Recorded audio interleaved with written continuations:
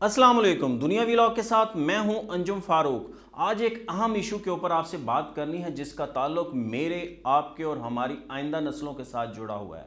वो बच्चे जो अभी पैदा भी नहीं हुए, उनका बाल बाल कर्जों के बोझ तले दबा हुआ है। हमारे हुक्मरानों की नाकामियों, नाअहलियों और कोताहियों की वजह से मुल्क का जो कर्जा है वो एक ख़तरनाक हद को छूने लगा है। स्टेट बैंक ने आज एक रिपोर्ट जारी की है जिसको पढ़कर अंदाज़ा होता है कि पाकिस्तान की मुआशी हालात कितने गंभीर हो चुके हैं। उस स्टेट बैंक की रिपोर्ट के मुताबिक वफाकी हुकूमत ने यानी कि शहबाज हुकूमत ने गुज़श्ता 11 माह के अंदर 11,130 अरब रुपए का कर्ज़ा लिया है।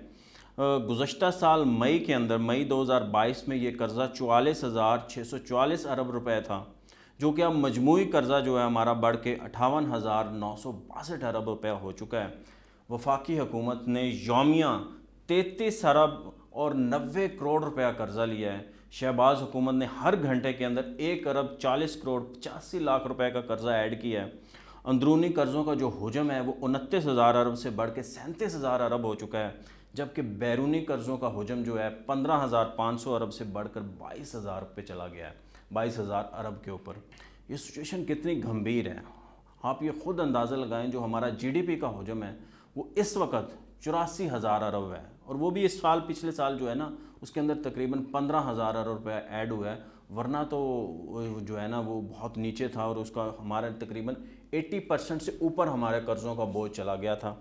ये किसी एक हुकूमत की कोताहियों का नतीजा नहीं है, उसकी लापरवाहियों का नतीजा नहीं है, बल्कि जितनी हुकूमतें हैं, जितनी जमातें हैं, ये उनकी सब की कोताही है, उन सब की नालायकियाँ हैं। मैं आपको बताता हूँ 2008 के अंदर जो पाकिस्तान का कुल कर्जा था वो 6,000 अरब था, यानी कि 1947 से लेके हमने जो 2008 तक 6,000 अरब रुपया कर्जा लिया। जब पीपल्स पार्टी की गवर्नमेंट आई तो उन्होंने इसको पहुंचा दिया 14,000 अरब तक। 2013 के अंदर 14,000 अरब रुपया कर्जा था, और नून लीग की नवाज शरीफ साहब की हुकूमत आई, उन्होंने 5 सालों के अंदर 2018 तक ये कर्जा 14,900 अरब रुपए तक पहुंचा दिया। और जब खान साहब की हुकूमत आई तो उन्होंने 3.5 सालों के अंदर इसको 44,644 अरब रुपए के ऊपर ले गए। और अब सूरत हाल ये है कि यही कर्जा 58,962 अरब रुपये के ऊपर चला गया है। तो आप ये सोचें कि हमारी हुकूमतें, ये हमारी आवाम इसको कैसे उतारेगी। अगर हमने उधार लेके ही अपने मुल्क की मईशत चलानी है तो ये जो इकोनॉमिस्ट आते हैं, ये जो बड़े बड़े हुक्मरान आते हैं, ये जो वज़ीर ख़जाना बनते हैं, प्राइम मिनिस्टर बनते हैं, ये किस लिए थे? इन्होंने मुल्क को सही सिमत में क्यों नहीं चलाया? हमारा हमसाया भारत वो कहाँ से कहाँ चला गया। 1991 के अंदर उनके पास 1 अरब डॉलर से भी कम ज़र मुबादला के ज़खायर रह गए थे, आज उनके पास 600 अरब डॉलर से ज़्यादा है। बांग्लादेश देख लें, वो कहाँ से कहाँ चला गया है, वो 7% पे ग्रो कर रहा है, और हम कहाँ हैं? हम जो है 1-2% के ऊपर ग्रो कर रहे हैं। हमारी सिचुएशन बहुत गंभीर है। 2018 के अंदर जब नून लीग की हुकूमत ख़त्म हुई तो हम सूद और कर्ज़ों की अदायगियों के मद में 1,500 अरब रुपए देते थे। जब पीटीआई की गवर्नमेंट ख़त्म हुई 2022 में तो वो ये चला गया तकरीबन 4,000 अरब के ऊपर। अब ये पिछले 1.25 1.5 साल के अंदर जो शहबाज हुकूमत है उसका कारनामा ये चेक करें इन्वर्टेड कॉमा के अंदर, कि वो आप हमें 7,000 अरब रुपये चाहिए अपने सूद की अदायगियों के लिए, कर्ज़ों की अदायगियों के लिए। और एक रिपोर्ट आई है उसके अंदर बताया गया कि अगले 3 सालों के अंदर हमें तकरीबन 90 अरब डॉलर से ज़्यादा जो है ना बैरूनी फाइनेंसिंग के लिए चाहिए होंगे। तो ये देखें सूरत हाल ये है कि ये पैसे आएंगे कहाँ से। 1 अरब डॉलर, 2 अरब, 3 अरब डॉलर के लिए, 6 अरब डॉलर के लिए हम IMF के मिन्नतें कर रहे हैं, तरले कर रहे हैं। तो ये 90 अरब डॉलर जो है ना ये कहाँ से आएंगे, इसको देखना है कि ये हमने कैसे करना है, इस मुल्क को इस सिचुएशन से कैसे निकालना है। इसके 2 ही हल हैं। हमें अपनी आमदन बढ़ानी होगी, हमें अपनी एक्सटर्नल आमदन भी बढ़ानी होगी, इंटरनल आमदन भी बढ़ानी होगी। इसके अलावा चारा कोई नहीं है। हमें अपनी ज़राअत के ऊपर फोकस करना होगा, हमें अपनी इंडस्ट्री के ऊपर फोकस करना होगा, हमें IT के ऊपर फोकस करना होगा, हमें उन शोबों में देखना होगा कि जिनमें दुनिया बहुत आगे निकल गई है। हमें अपनी तवानाई के शोबों के ऊपर ध्यान देना होगा। मगर अगर हम नहीं करेंगे, और सबसे बढ़कर हमें अपनी एक्सपोर्ट्स बढ़ानी होगी।